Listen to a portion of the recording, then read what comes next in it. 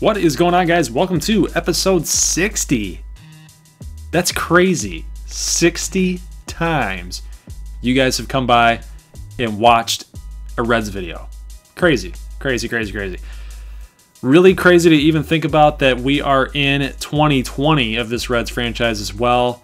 We're coming up on the trade deadline in about 4 more days here at the 31st. We're sitting at 53 and 54. It really has not been our year at all. Maybe if we held out kind of some hope here that we were going to turn it around, or maybe next season we wanted to hold on to some pieces for next year. I mean, look at this, guys. We won 2, 4, 6, 8. We won 8 games out of our last 10, right? We've been extremely hot here coming into the trade deadline. Most people in Cincinnati were writing reports out there saying, you know what, the Reds should have held on. They shouldn't have sold. They won a World Series for a reason. They're a really good team. They were really turning it up a notch. The team and the locker room and the players really started coming together just for the front office to blow it up, right? And namely, it's us that was in the front office that decided to blow it up. And what did we do? If you guys missed kind of what we did in the last episode, which was a live stream, we ended up trading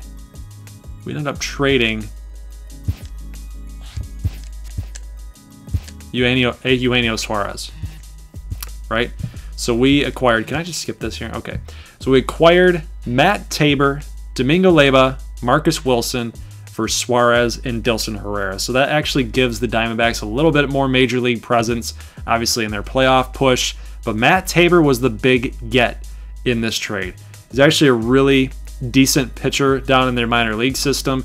Domingo Leyba has been, a pretty good hitter. And Marcus Wilson, I don't know too much about Marcus Wilson, but, it was basically I was trying to gather some young shortstops in case like Kevin Maitan doesn't end up working out or Jose Israel Garcia doesn't end up working out either. But we needed to get younger a little bit at shortstop now that Nick Senzel is moving over from shortstop position over to third. So he is taking Eugenio Suarez's spot at third base. He's now our full-time third baseman. We do have a couple of third basemen here in the wings in backup roles down in the minor leagues. And we just drafted one last season. His name is Ryan Franks, right? 22 home runs, 279. He's having himself a really good year for an 18-year-old kid down in Double-A, right? Like, he's pretty stocky, too. He's going to be a good one, guys. 6 feet tall, 211. He's going to be pretty good. Needs to work on his arm, though, if he wants to play third base. He might be a first baseman more down the line. It is his second position. But, I mean, we do have Pavin Smith here manning down first base, but he can also play the outfield. His speed is not so good at 42, which doesn't make me very confident to go putting him out in the outfield. Maybe he's a right fielder. Maybe not. Maybe he's just another trade piece. Maybe he doesn't end up working out either, and we're going to have to move on from him someday. But those were the moves that we ended up making. Depending on how we do and how players perform in the next 4 days, it could end up signaling a move on from Scooter Gennett as well at 29 years old. We might even move on from, let's say, Scott Schebler. I think he would probably be the guy that's next on the move, right? So it's kind of a weird situation for Cincinnati. And I talked about this in the very early episodes of this series. They're kind of in a weird spot, right?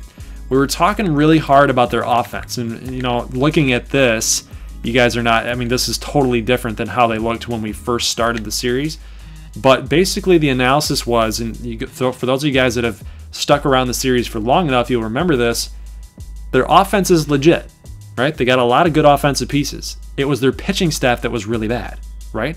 And that was evident in the 2018 Cincinnati Reds that you guys saw on the field in real life, right? Their pitching was spotty. Their offense was really good. Scooter Gennett and Suarez and Votto, they were doing their thing. Scott Schebler came on a little bit late. Adam Duvall ended up getting moved, ended up getting traded, right? Luis Castillo kind of was very inconsistent. So, and now a lot of the talk in real life is that the Reds are shooting for Dallas Keuchel, right? Interesting. And Patrick Corbin, some of the guys that we were looking at in free agents for our series in 2019, right? Now there's reports, and I just saw somebody on Twitter as one of their beat writers was talking about AJ Pollock. AJ Pollock has now been rumored to be linked to the Reds, being talking to him. So where does that fit? How does Jesse Winker and Scott Schebler and Billy Hamilton fit with an AJ Pollock on the team? Maybe one of them gets moved. Maybe they're expediting the move of Billy Hamilton versus what we did, deciding to keep him, right?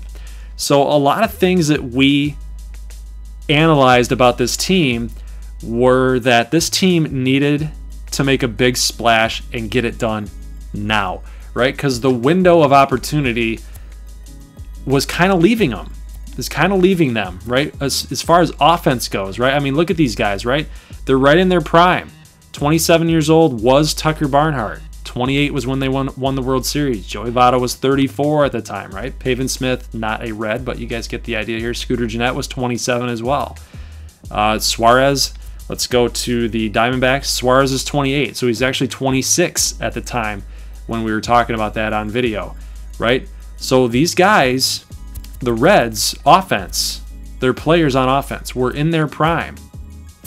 So really the window of opportunity for this team is basically 2019 to get anything done. And there's a lot of rumors that they're going to blow it up. There's rumors that they're going to go all in. They're going to try to buy. Hopefully start competing for the NL Central, which is what we did, right? Which is what I hope. I hope that that's the route that the organization takes, because you guys, you Cincy fans, you deserve it. You definitely deserve it. So that's basically what I wanted to say.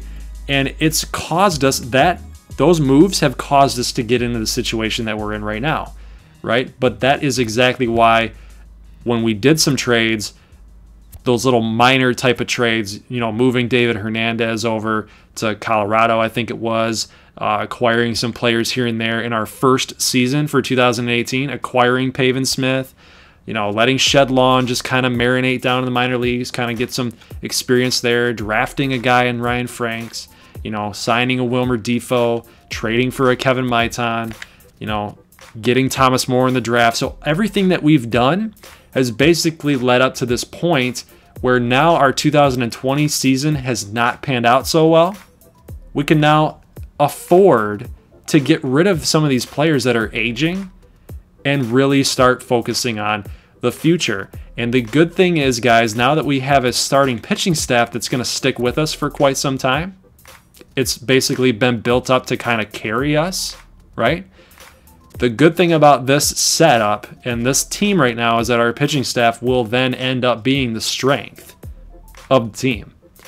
And now that we can say that, it can kind of carry us as the younger guys here on offense kind of get themselves adjusted to Major League pitching. We're going to get Taylor Trammell going next season. We're going to get Thomas Moore going.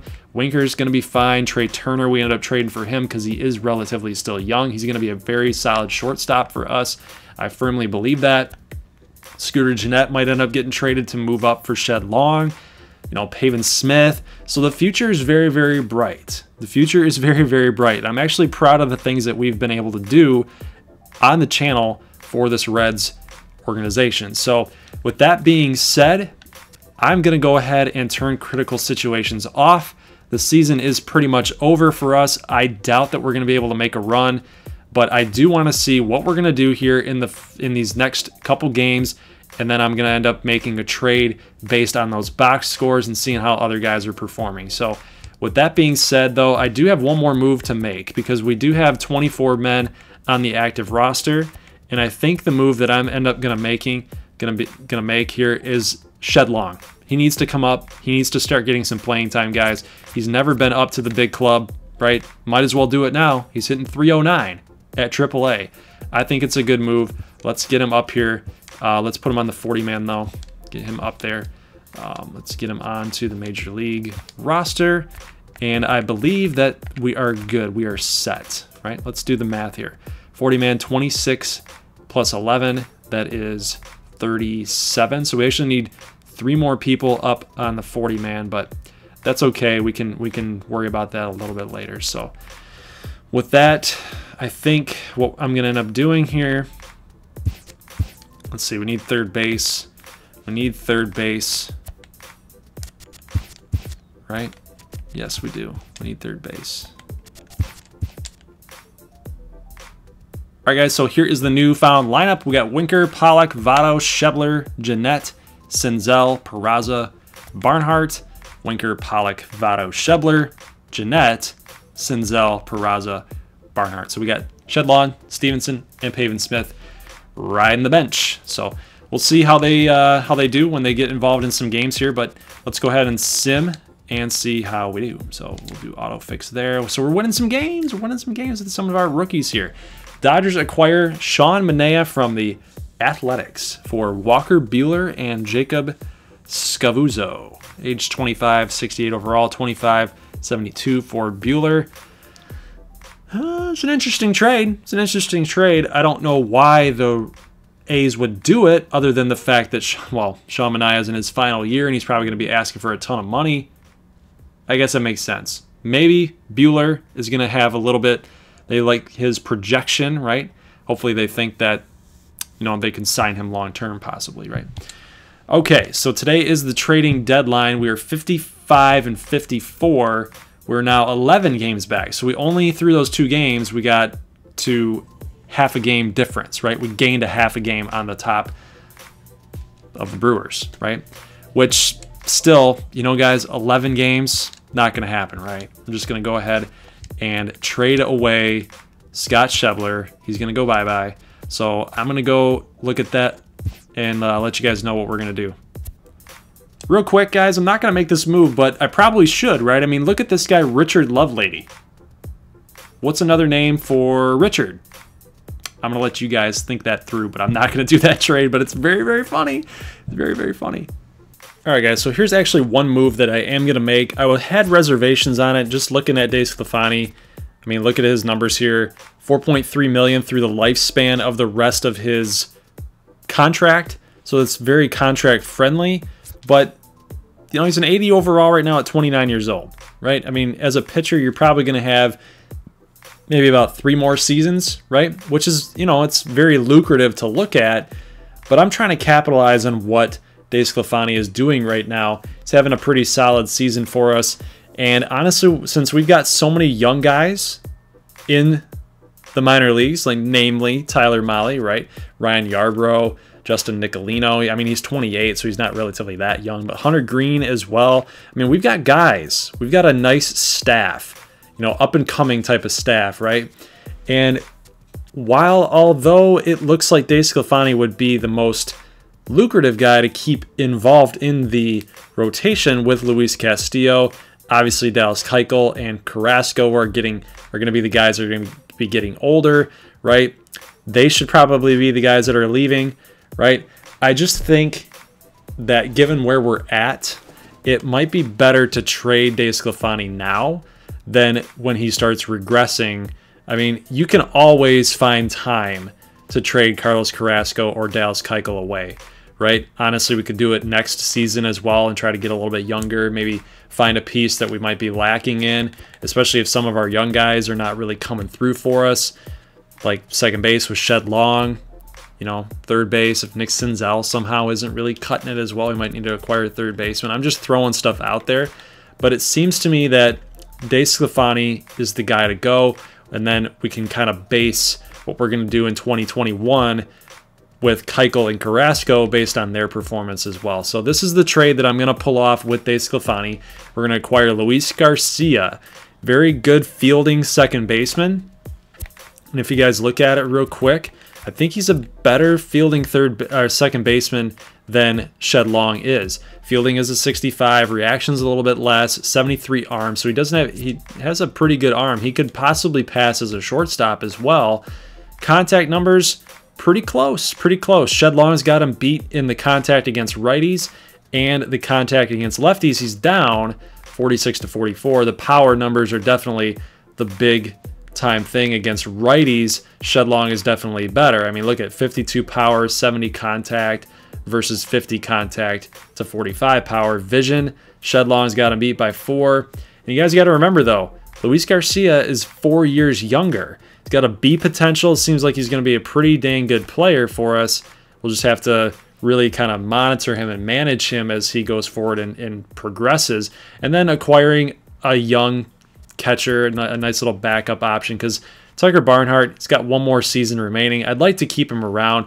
Tyler Stevenson as the backup kind of role here at 74 until those overalls start to overlap each other. Tyler Stevenson's got to earn the job for me to trust him to take that job. Plus, when we look at Joe Hudson, Donnie Sands, we got to get a little bit younger here at catcher, and Rowdy Reed might be a guy that can kind of fill in. He's good defensively. I wasn't really interested in guys that as catchers that really couldn't get it done defensively. I really wanted this guy and this Andrew Kneisner.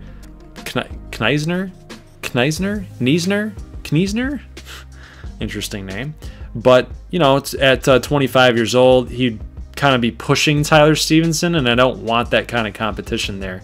So I feel like this is a good trade. DeSclafani for these two guys here. Cool. So let's see what DeSclafani looks like in a Nationals uniform. I don't know how they're going to use him. Maybe as like a 5th starter. But there you go. So DeSclafani is under control now for the Nationals. And we get Reed in a final year. And then we get Luis Garcia here in his final year. So definitely getting some more depth, getting younger at certain positions, right? So the next thing to do now is to trade away Scott Schebler, right? Got to make some room for some of our outfielders. So I'll be right back and show you guys the trade that I'm going to make here for Schebler. All right, so the next trade might be a little bit controversial amongst you guys, but I'm going to pull this off, and I like it because what I wanted to do was when you actually go ahead and you search for trades, and even me looking for certain trades to make happen with Scott Schebler involved, nothing was coming up. Seriously, honestly, nothing.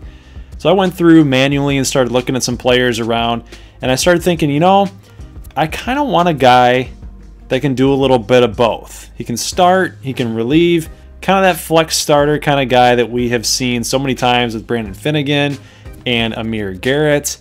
And honestly, I wanted a guy that was kind of like that. And it's kind of funny because looking at a guy like Daniel Norris, he's left-handed, same thing as Amir Garrett, same thing as Brandon Finnegan. They're around the same age. It's kind of cool to think that we would be able to acquire 3 different types of guys that are able to do that. Where is he here? 27 years old, Amir Garrett, right? And looking at Daniel Norris, he's got 2 years remaining in a pretty friendly type of contract, right? I like Daniel Norris as a Tigers guy. I think that he's fine. I don't think that Detroit is using him very properly right now. I think that he needs to be in this rotation, and Jordan Zimmerman needs to find his way out. They need to be trading him away. But Danny Norris might be a good fit here for us, especially when Kendall Graveman decides to leave us, right? And we don't know really what's going to end up happening with Ryan Yarbrough because he's not even up with us at the major league level, right? It's pretty much Carrasco, Castillo, Keuchel, right? That's your top 3. Romano is in the rotation right now, and our number 5 guy currently is Kendall Graveman, right? So when Kendall Graveman leaves, and then you got Dallas Keuchel, who's going to be getting a little bit older here. We don't know if we're going to trade him. We're not going to really have a left-handed presence here in the starting lineup, right? Danny Norris, if we can take him to the next level, might be a mid 80 type of player, right? He's still 26 years old. He's got a lot of baseball left to go. He's got a lot of pitching, a lot of innings left in that arm.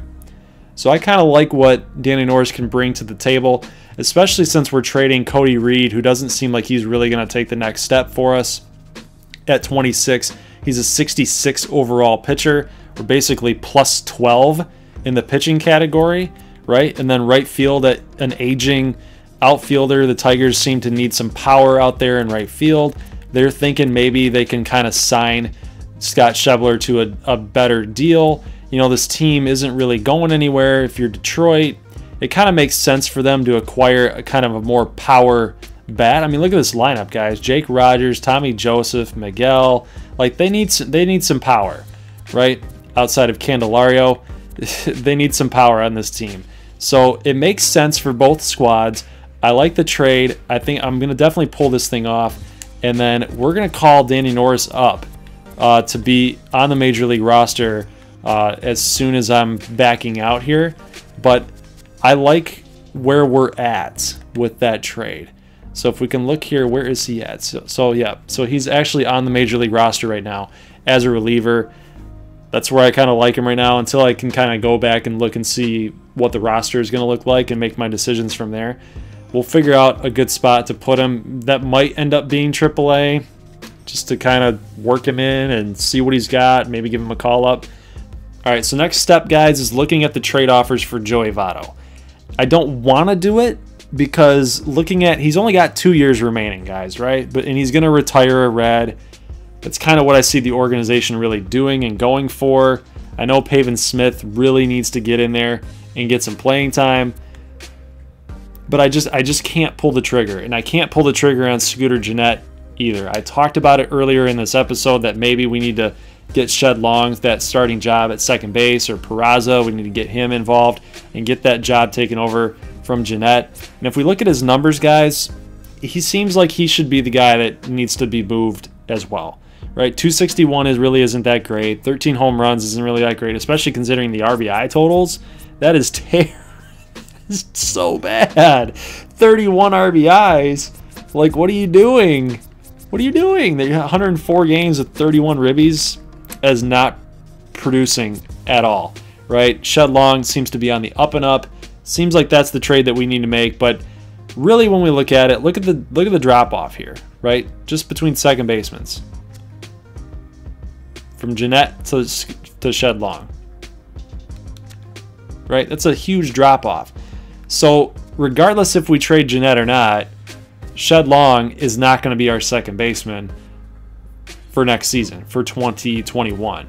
Right? It's definitely going to be Jose Peraza, and even that drop-off is pretty significant. Right? So I can't see myself pulling it off right now. I really can't. And even with Wilmer Defoe, you know, he doesn't really do a lot for us defensively. He was just kind of a guy that I wanted to sign for some depth in case we really needed him to be called up to be on our bench player and be able to pinch hit, right? So when we look at 2021's lineup, it doesn't look too imposing, right? We don't really have any power other than Nick Senzel. And looking at Peraza and Trey Turner, those are top of the order type of guys. Winker can give us a little bit of power, but not a lot. So a free agent signing may have to go after some guys with some power. AJ Pollock doesn't have a whole lot of power himself. Aristides Aquino could be a guy, gives us some power, but not a lot of contact. So we definitely need to look at power as a big-time get for next season and sign a guy long-term, right? Scott Schebler gave us that power, but at 29, you know, 75, he was a 77 for us. He's 75 here for Detroit. He gave us that power, but like I said, 29 years old in your final year, it didn't seem like a whole lot of sense to like re-sign him for long-term and hope that he stays up with that potential at the C potential. You know what I mean? So I think next offseason, we're going to really focus on some power and, you know, maybe a young guy, like a mid guy, like a guy that's in his prime to get a guy in here with some power numbers. Pavin Smith, obviously, he's got the power numbers up there too. He's gonna be a good hitter for us too. But like I said, for 2021, we need some sort of legitimate offensive output, right? And that looks like we're gonna get that from Joey Votto and Scooter Gennett. So looking at some offers for Joey Votto, if we look at prospects. And I will guide you guys through this because, honestly, I don't really like what I'm looking at. It's only the Pittsburgh Pirates. That's the only team that's going to be available to take on his contract. Especially at an 81 overall, we're not going to be able to trade him and, like, pull a Ken Griffey Jr. baseball. And, you know, most of you guys are not going to know what I'm talking about with that. But trust me, when we get into some retro gaming, just bookmark this, and I'll show you guys exactly what I'm talking about.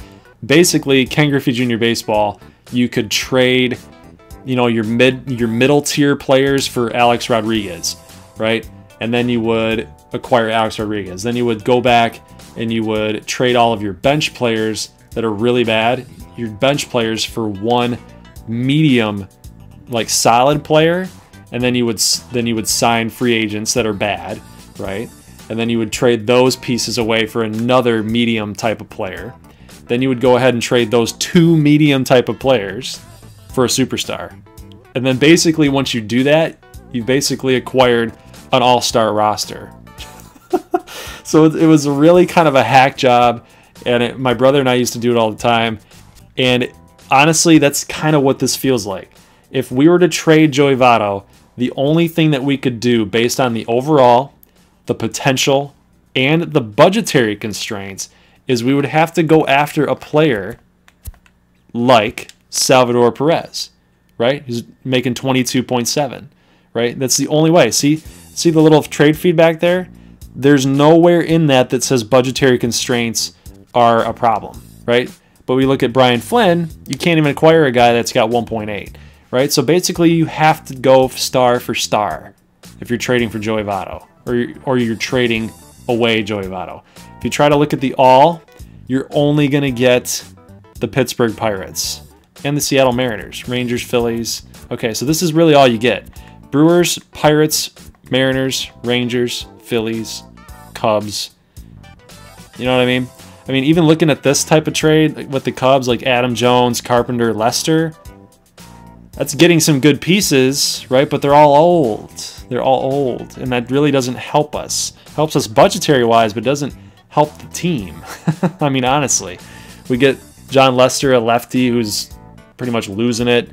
Carpenter, nice utility player. Adam Jones, a center fielder, would be splitting time with A.J. Pollock, right? Ryan Braun, Asdrubal Cabrera.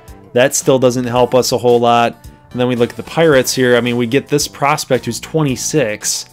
And then when we go here to this next offer, that really doesn't do us a whole lot of good either. And then this trade here, we get triple C's in potential. So that trade, again, doesn't help us a whole lot either. So even looking at like Robinson Cano, you know, he would be probably a better hitter than Scooter Gennett. And then we get a first baseman, Evan White, 68 overall with a B potential. Rangers, Tyson Ross, Ben Revere, so some oldies. Scott Kingery at second base, and then Wai-Ying Chen. You know, so there's just nothing you can do for Joey Votto unless you're trading star for star. So that is what we're gonna do. We're not getting rid of Joey Votto. We're not getting rid of Scooter Gennett. We did call up Shed Long just to kind of play that bench role. But guys, since we acquired some more major league talent, such as Danny Norris, I'm gonna go ahead and go back and make some changes to the roster. I'll see you guys at that screen. All right, guys, so the moves that I decided to make based on the trades that we just made here, as well as performance, was moving Amir Garrett down to the AAA level, right? When we look at his numbers, he's 3-7 right now, 87 innings pitched. The strikeouts to walks ratio is not very healthy at all.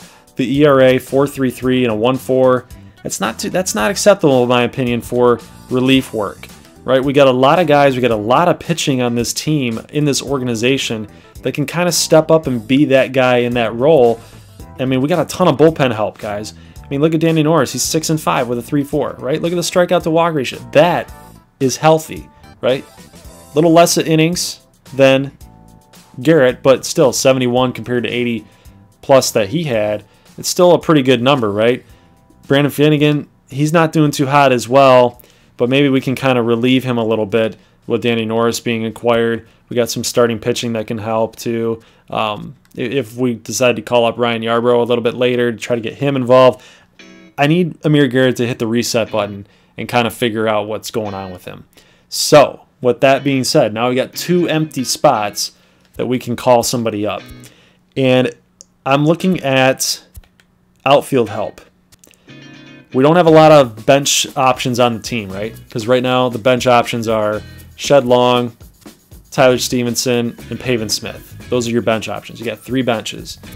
So looking at some outfield type of help here, it's basically just Jesse Winker, Pollock, and we don't have a right fielder, right? Technically, Pavin Smith could play right field while Joey Votto is manning first base. And I think that that's the route that we're going to end up going with, is Pavin Smith is going to get some time out there in right, because he can play left. But with that speed, he's probably more of a right fielder anyway. So we're going to put Pavin Smith into right field and get him some at-bats. But we do need another outfield to kind of come in and kind of relieve that right field spot, right? And I'm looking at Thomas More. I'm looking at Wimberly. Obviously, Wimberly is a really good hitter, 70 contact, 67 contact, but the power is just not there. Fielding is a lot better than what Thomas More is bringing to the table, but Moore's got a little bit of power, right? I don't know which guy of one of these two I want to pick, but we got to remember, Wimberly's doing this in the AA level, where Thomas Moore's doing this at the AAA level, right? So I'm considering one of two of these guys.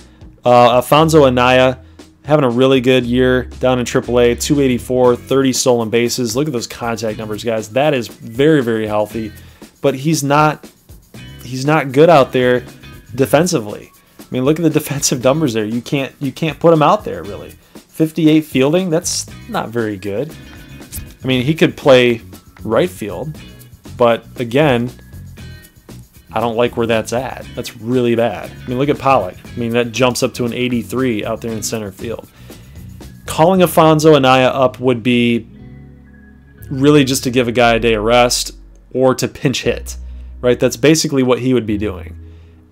I can't really see anything good coming out of that move right now. He's 20 years old. He's got a lot to work on.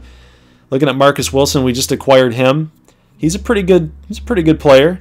23 years old, pretty okay contact numbers, some power numbers a little bit there. 9 home runs, 50 ribbies, 264.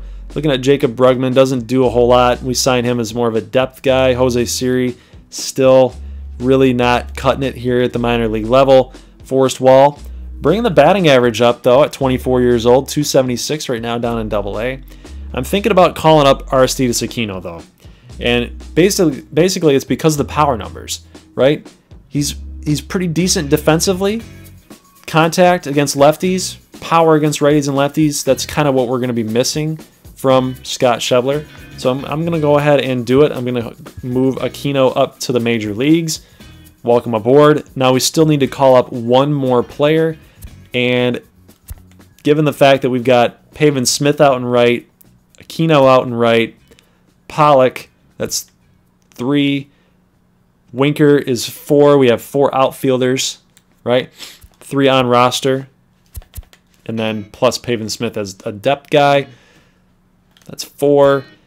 Infielders, we have Peraza, Senzel, Jeanette, Long. That's your 4. And then you got first base. First base. Seems like we need another type of middle infielder. I was really debating on whether or not we should call up Ryan Franks. I want to do it. But I'm going to hold off. I'm going to hold off on Ryan Franks. He's an 18-year-old phenom. I get it. Totally understand it. But we got to temper expectations a little bit because that is at AA. And I'm thinking about calling up Wilmer Defoe only because we need to see what we got, right? We need to see what we got. And so I'm going to go ahead and call him up to the big leagues. So there you go. So we got Defoe, Peraza, and plus because we need another guy to kind of help out with Peraza here to take over for Trey Turner because, he's hurt for quite a while, about 15 more days. We'll kind of see what Defoe's got. Maybe we have to move him down. We'll see. Maybe call up another pitcher, and then that's the moves, guys. That's what we're going to do. So we set here? Yes, we are. So AAA needs another guy. AA needs another guy. I'll let the CPU handle that. But I'm going to go ahead and fix up the lineups. I'll be right back. All right, so here is your new look lineup here, guys. Winker, Pollock, Votto, Smith out and right, Jeanette at second, Senzel at third, Peraza at short, Barnhart at catcher, Shedlong, Stevenson, Aquino, and Defoe rounding out the bench. And basically it's the same thing against lefties as well. So that is your lineup. Let's check out the pitching rotation here. Danny Norris, you guys see that here in that left-hander spot, right? We got 2 lefties here for long relief pitcher. Kyle Crockett, Weiss, Lorenzen at middle, Miller, Leclerc, Brad Hand, and Kendall Graveman is not this. Don't look at this and say that he's the ace, right? This is just kind of with injuries how it's all played out. Basically, that's really the rotation says who is ready to go today, right? So that's Kendall Graveman. Carrasco will be next. Castillo, blah, blah, blah, blah, blah, blah. All right, so let's go ahead and simulate and see how this team's going to do. We'll check on some stats as well and really get an idea of what everybody's going through. All right, so here is the results. We went 64 and 67 as of August 24th. Didn't have too good of an August here, guys. Had a lot of losses here early. 1, 2, 3, 4, 5, 6. 6 losses in a week. And then we decided to beat the Dodgers 6-0, right? So obviously we got some ERA being inflated here. Castillo up to 4.29. Crockett gets the win, or gets the loss there. Sal Romano up to a 5. Yeah, so I mean, it looks like the defense is really hampering this pitching staff right now, but we did get on a little bit of a winning streak here against Pittsburgh and the Mets. And then when we were taking on the Cubs, we ended up winning that series 2-1, and now we're going up against the Milwaukee Brewers and the Mets on the road to get September started and August ended. But looking at what we decided to do here real quick, Dallas Keuchel is on the mend with a shoulder pull. He'll only be out a couple of days. I ended up moving down Wilmer Difo. Yeah, he's on fire now, but he wasn't then. He was hitting, I think he was like 1 for 19. It was somehow, had a 158 batting average in the time that he was playing. Now that Trey Turner is back in a Reds uniform, well, he's been picking it up, right? 266, so I decided to call Difo down since there was really just no need, and we already had one more spot that we needed to move down. Odd man out was Difo. So that's the moves. Let's continue on with our simulation. And pretty cool here, guys, what we've done for the AA level for our organization. The Blue Wahoos have won the Southern League Championship Series. Awesome, awesome job. But the Bats, AAA, we've been eliminated. In the championship game, though, however. So really, really good performance by our AAA level. Looking at September, we're doing all right. I mean, we're doing okay. We're 74 and 78, so this is about a 500 ball club right now. I'm going to go ahead and simulate up until the 26th so you guys can kind of see how we're going to finish out the year. Looks like we're going to be 77 and 85, kind of where the Reds are kind of falling in real life right now, kind of in the ho-hum type of dealio.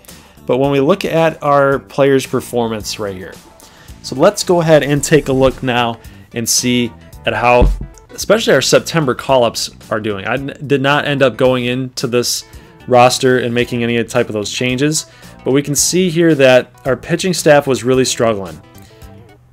Really struggling. Kendall Graveman still going 500, 11 and 11. Nicolino did not get into a game. Tyler Mahle took a loss here, 8 strikeouts, 5 innings, through 9 2/3. Hunter Green came in, did some good things with 3 innings. Let's see if anybody else got the call. Chris Rodriguez actually came up but did not get involved into Major League action. But there's your kind of your rundown, guys. A lot of pitchers going sub 500, and I think that was basically due to the offensive numbers weren't really helping the team, weren't carrying them once we traded some of our bigger time hitters. Zach Weiss with a 410, Crockett, Danny Norris pitched pretty well for us down the stretch. Lorenzen 4.9, Finnegan with a 4.1. Austin Bryce got called up but did not contribute anything for the 2020 season. We didn't end up calling up any other relief pitchers there. You see Brad Hand's numbers. Tiger Barnhart had a pretty decent season. I wouldn't call it the best. Here's our trade piece from the Nationals. Rowdy Reed, 444. Nice. Had a pretty good time here. 4 for 9 for us. I like it. I like it. Tyler Stevenson, 245, 257 for Barnhart. And look at this. For the first time, Pavin Smith, based on playing in right field, he had a pretty good stretch right there, guys. 256, 12 home runs, 35 ribbies, and he has surpassed Joey Votto in the overall rating for the first time in the franchise series. So pretty big development, if I do say so myself. We basically have, what do we have left for Votto here? We've got, let's see, it doesn't tell us here, right? Well, he's got 2 years remaining. I don't know if that's including this year or not. So we'll just have to see where he's at next season based on salary. I think it can tell you how much he's making right now. So contract status is 19.3. That's what I just saw. So he's actually in year 3. So we do have 2 more years remaining. We got year 4 and year number 5. It looks like Joey Votto is going to have to cede way to Pavin Smith. Unless we want to stick him out in right field and just continue to roll Votto out there at first base, we can elect to do that. Scooter Gennett, 259. Blandino, 0 for 4. Shed Long did not do anything at the major league level, guys. I really hate to see that, but it happened. 171 and 35 at bats, just did not come through. Senzel, 230. You know, he's not cutting it, guys, with the batting average right now. Home runs, double digits every now and then. He's kind of seeming like he's getting into that Brandon Inge type of role here. Really good defensively, not so much good of a hitter. You know, can get you that double digits. I'm not digging the Brandon Inge thing, so we'll have to try to get him going in 2021. Trey Turner was great for us. 276, 22 stolen bases, double digits home runs. Was a really good shortstop. I like what he's going to be able to do for us at the top of the order. Peraza at 229, didn't do diddly squat. And then look at Defoe, kind of brought the batting average back up a little bit at 208. Winker had a solid season, guys.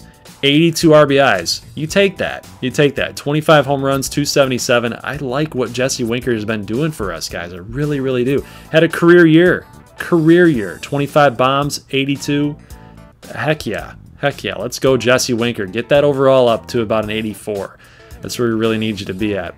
Taylor Trammell, still hurt with that Achilles. Obviously did not contribute.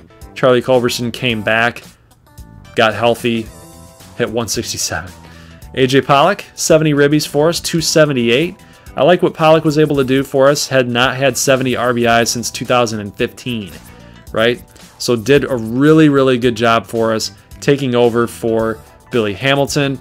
Hamilton was never going to give us this kind of offensive production, especially now that Votto is kind of fallen off. We needed a guy that was going to come through and kind of produce some runs for us, and Pollock did that for us.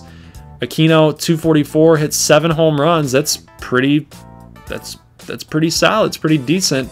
I think that he's probably going to be the opening day starter in right field unless Pavin Smith kind of takes that over as we go into 2021 opening day.